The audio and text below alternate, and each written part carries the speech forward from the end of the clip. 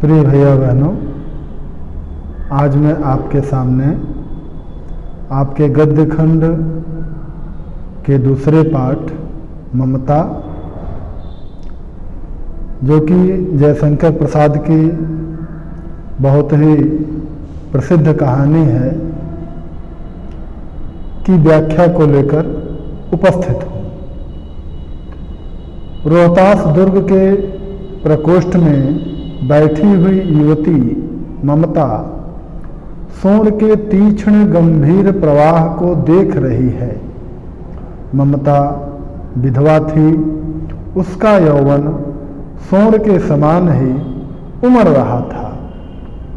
मन में वेदना, मस्तक में आंधी, आंखों में पानी की बरसात लिए वह सुख के कंटक शयन में विकल थी। वह रोहतास दुर्गपति के मंत्री चूड़ामणि की अकेली दुहिता थी। फिर उसके लिए कुछ अभाव होना असंभव था, परंतु वह विधवा थी।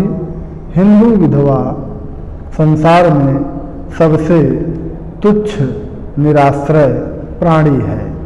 तब उसकी विडंबना का अंत कहाँ था?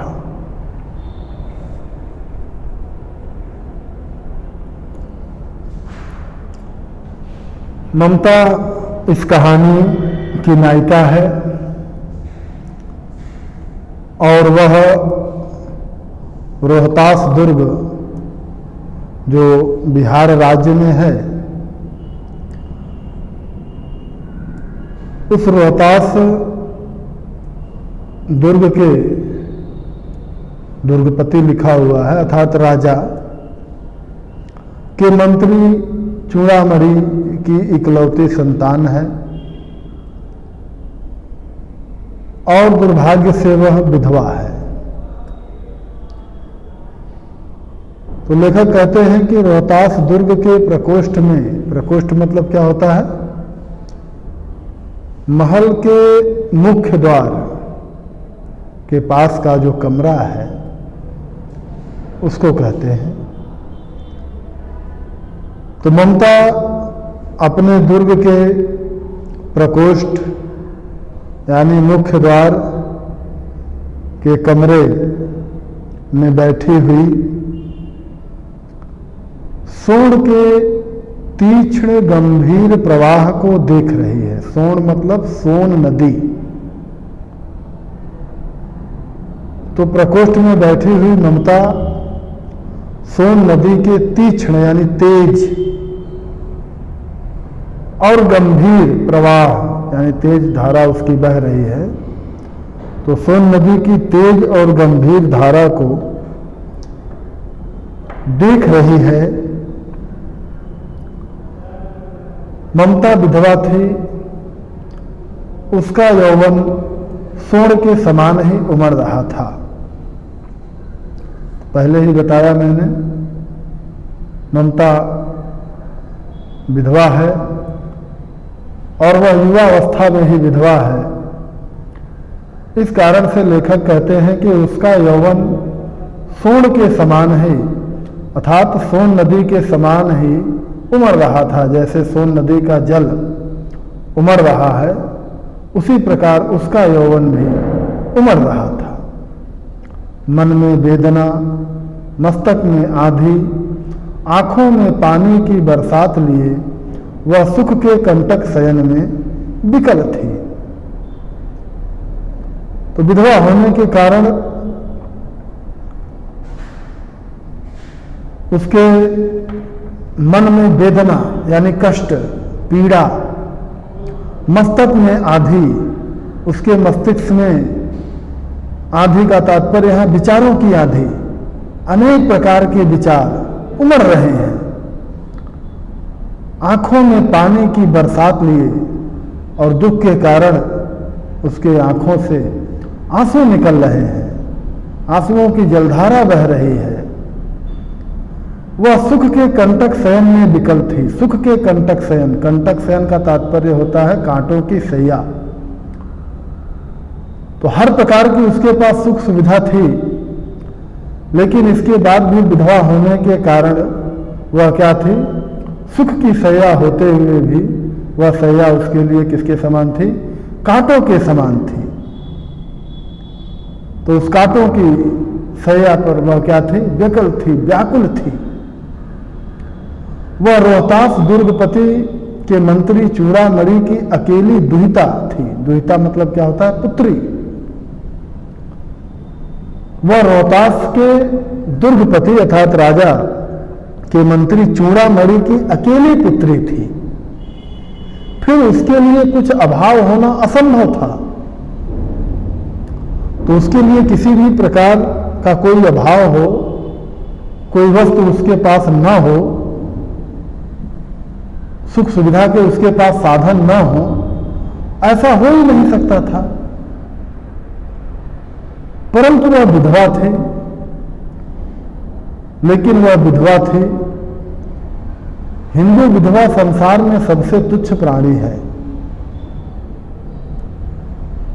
लेकिन सब प्रकार की सुख संपदा होने के बाद भी वह विधवा थी। और हिंदू विधवा को संसार का सबसे न्यूनतम प्राणी माना जाता है। उसे अपमान, तिरस्कार और उपेक्षा ही मिलती है, चाहे कितने भी उसके पास सुख सुविधाएं हों। तब उसकी विडंबना का अंत कहां था। तो सबसे तुच्छ और निराश्रय प्राणी है।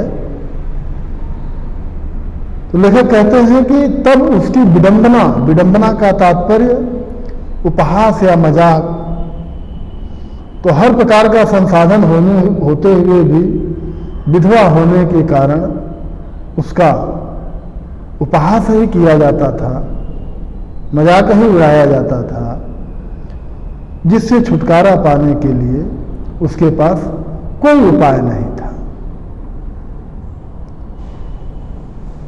इससे संबंधित कुछ प्रश्न हैं। गद्यांश के पाठ और लेखक का नाम लिखिए, रेखांकित अंश की व्याख्या कीजिए। अगला प्रश्न, ममता किसकी पुत्री थी? कंटक शयन और विडंबना शब्दों का अर्थ लिखिए। अगली व्याख्या, हे भगवान, तब के लिए, विपद के लिए इतना आयोजन, परम पिता की इच्छा के विरुद्ध इतना साहस, पिताजी क्या भीख न मिलेगी? क्या कोई हिंदू भूपृष्ठ पर न बचा रह जाएगा जो ब्राह्मण को 2 मुट्ठी अन्न दे सके? यह असंभव है। फेर दीजिए पिताजी, मैं कांप रही हूं। इसकी चमक आंखों को अंधा बना रही है। इस गद्यांश में जब रोहतास दुर्ग पर मुगलों का आक्रमण होता है तो ममता के पिता चूड़ामणि अनेक प्रकार की धन संपदा, सोने चांदी इत्यादि को थाल में भरकर ला करके ममता के सामने रख देते हैं। तो वह देखकर उन हीरे जवाहरातों को कह रही है कि हे भगवान, तब के लिए, विपद के लिए, कि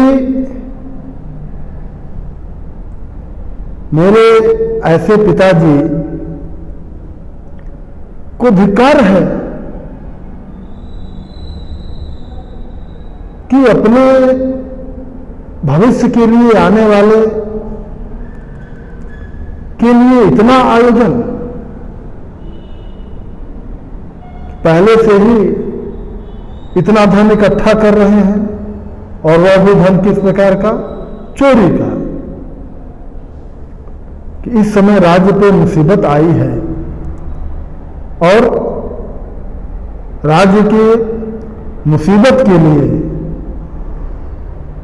आप उसकी सहायता नहीं कर रहे, बल्कि एक तरह से अपना ईमान, धर्म बेचकर घूस के रूप में यह सोने, हीरे, जवाहरात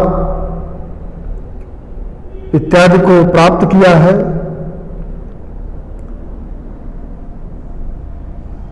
परम पिता की इच्छा के विरुद्ध इतना साहस, परम पिता अर्थात परमेश्वर की जब यही इच्छा है कि इस देश पर आक्रमण हुआ और विदेशी इसको लूट रहे हैं,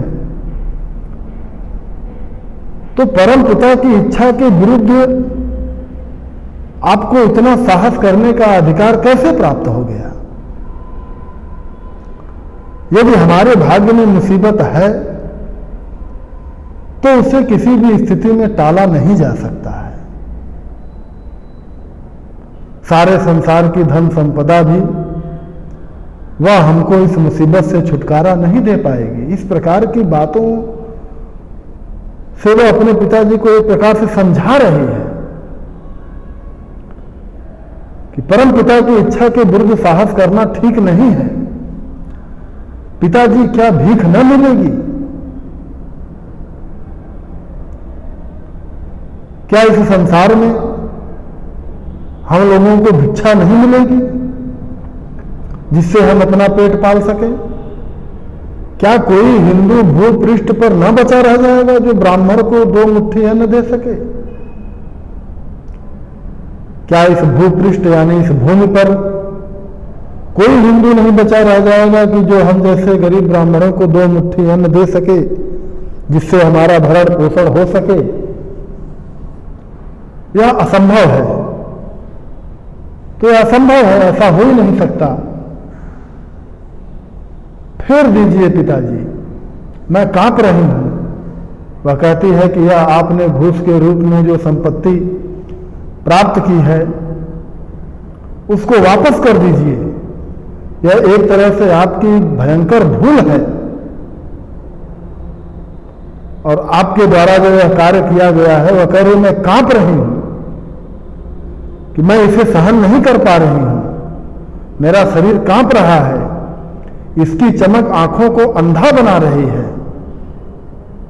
और इसकी चमक जो है वो मुझे क्या किए जा रही है? अंधा किए जा रही है। मेरा अपने शरीर से नियंत्रण समाप्त हो रहा है। इस कारण से इस धन को आप ले जा करके क्या कर दीजिए? वापस कर दीजिए। जैसी परम पिता की इच्छा होगी उस प्रकार का जीवन हम लोग जी लेंगे, लेकिन घूस ले करके किसी को कष्ट पहुंचा करके जीवन जीना जो है वह ठीक नहीं है। इससे संबंधित कुछ प्रश्न हैं। गद्यांश के पाठ और लेखक का नाम लिखिए, रेखांकित अंश की व्याख्या कीजिए और अंतिम प्रश्न, ममता ने अपने पिता के किस कार्य को परम पिता की इच्छा के विरुद्ध कहा है? इस ममता कहानी में यह 2 ही महत्वपूर्ण गद्यांश थे जिसकी व्याख्या मैंने कर दी और यह पाठ भी यहीं पर समाप्त हो गया।